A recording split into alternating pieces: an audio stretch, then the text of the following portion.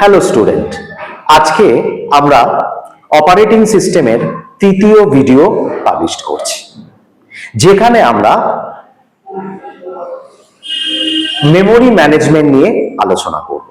যেখানে অলরেডি আমরা operating system কাকে বলে, অপারেটিং সিস্টেমের ফাংশন, এগুলো আলোচনা করে নিয়েছি এবং দ্বিতীয় ভিডিওতে প্রসেস ম্যানেজমেন্ট নিয়ে আমরা আলোচনা করেছি।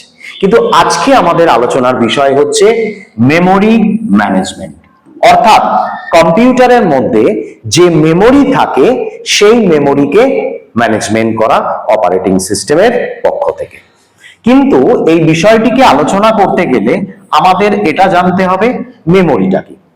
কম্পিউটারের মধ্যে যে সমস্ত স্টোরেজ রয়েছে সেই সমস্ত স্টোরেজকেই আমরা কিন্তু মেমোরি বলতে পারি। আমরা অলরেডি এটা জানি, কিন্তু তাও একবার একটা আলোচনা করে নিচ্ছি যে মেমোরিকে কিন্তু আমরা দুটো পার্টে ভাগ করে থাকি। নরমালি এর বাইরেও অন্য ধরনের মেমোরি আছে, তবে প্রাথমিকভাবে আমরা কিন্তু মেমোরিকে দুটো পার্টে ভাগ করছি, প্রাইমারি মেমোরি এবং সেকেন্ডারি মেমোরি। খুব সহজে যদি আমরা বলতে চাই, প্রাইমারি মেমোরি কোনটা? যেখানে আমরা কম্পিউটারে কোনো কাজ করছি তখন আমরা প্রাইমারি মেমোরি ব্যবহার করছি, আর যখন সেই কাজটা সম্পূর্ণ হয়ে গেল তখন সেই ডেটাটাকে আমরা সেকেন্ডারি মেমোরিতে পার্মানেন্টলি স্টোর করে দিচ্ছি।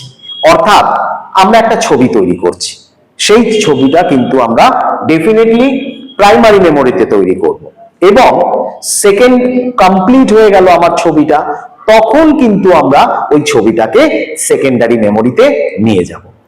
এবার দেখা যাক যে মেমোরি ম্যানেজমেন্টের মধ্যে কি কি কাজ হয়ে থাকে।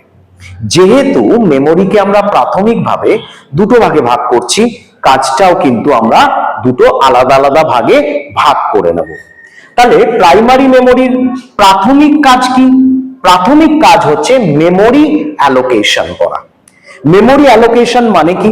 সাপোজ একটা মেমোরি রয়েছে, এটা পুরোটা সম্পূর্ণটা, এই টোটাল মেমোরির মধ্যে কিন্তু ছোট ছোট এরকম সেল থাকে এবং প্রত্যেকটা সেলের কিন্তু নিজস্ব একটা অ্যাড্রেস থাকে। অর্থাৎ এরকম হাজার হাজার লাখ লাখ সেল নিয়ে কিন্তু একটা মেমোরি তৈরি হতে পারে। এবার যখনই একটা প্রসেস তৈরি হচ্ছে, সেই প্রসেসের জন্য পার্টিকুলার কোন মেমোরিটাকে ব্যবহার করা হবে তাকে নির্দিষ্ট করাকেই কিন্তু আমরা বলছি মেমোরি অ্যালোকেশন। সাপোজ এখানে ছবিতে আমরা দেখলাম 3 নম্বর সেলটাকে এখানে অ্যালোকেট করা হয়েছে, এবং যেহেতু আমরা জানি যে প্রাইমারি মেমোরিতে কিন্তু পার্মানেন্টলি কোনো কিছু স্টোর হয় না র্যাম ছাড়া, সেই জন্য যখন কাজটা হয়ে যাবে মেমোরিকে ডিঅ্যালোকেট করে দেওয়া হয়, অর্থাৎ মেমোরিকে ফাঁকা করে দেওয়া হয়। মেমোরিকে তখন ফাঁকা করে দেওয়া হলো, অর্থাৎ তার মধ্যে কিন্তু আর কিছু থাকছে না। অর্থাৎ এই মুহূর্তে কিন্তু মেমোরি আবার আগের মতো খালি থেকে যাবে এবং পরবর্তী কোনো প্রসেসের জন্য আবার ওই মেমোরিকে অ্যালোকেট করা যাবে। নেক্সট চলে আসছি অ্যাড্রেস ম্যানেজমেন্ট। এবার যে মেমোরিকে সিলেক্ট করা হলো বা অ্যালোকেট করা হলো, তার যে অ্যাড্রেস আছে তার ম্যানেজমেন্ট করাটাই হচ্ছে এই পর্যায়ের কাজ।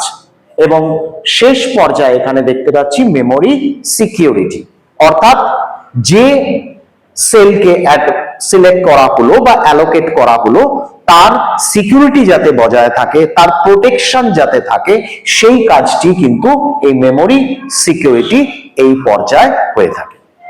এবং পরবর্তী পর্যায়ে যখন আলোচনা করছি সেকেন্ডারি মেমোরি নিয়ে, secondary মেমোরিতে disk space allocation.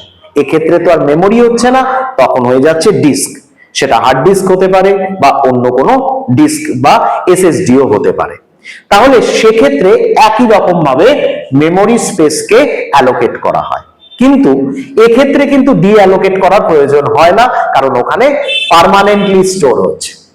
Next হচ্ছে ফাইল সিস্টেম ম্যানেজমেন্ট, অর্থাৎ ফাইলগুলো কিভাবে গিয়ে জমা হবে এবং প্রয়োজনে সেখান থেকে কিভাবে অ্যাক্সেস করা হবে সেই বিষয়টি দেখা হয় ফাইল সিস্টেম ম্যানেজমেন্টের ক্ষেত্রে। ডিস্ক শেডিউলিং, অর্থাৎ কোন অংশ কখন কিভাবে কাজ করবে সেই পার্টটা দেখা হয় ডিস্ক শেডিউলিং এর মধ্যে। এবং সবশেষে ব্যাকআপ, অর্থাৎ কোনো কারণে যদি নষ্ট হয়ে যায় তার পুনরুদ্ধার কিভাবে হবে সেই পর্যায়ের কাজ দেখা হয় এই 4 নম্বর পর্যায়ে। এখানে আমরা খুব সংক্ষেপে মেমোরি ম্যানেজমেন্ট বিষয়টিকে একটু আলোচনা করলাম। আশা করি সবার ভালো লেগেছে এবং বুঝতে পেরেছো। That's all, thank you.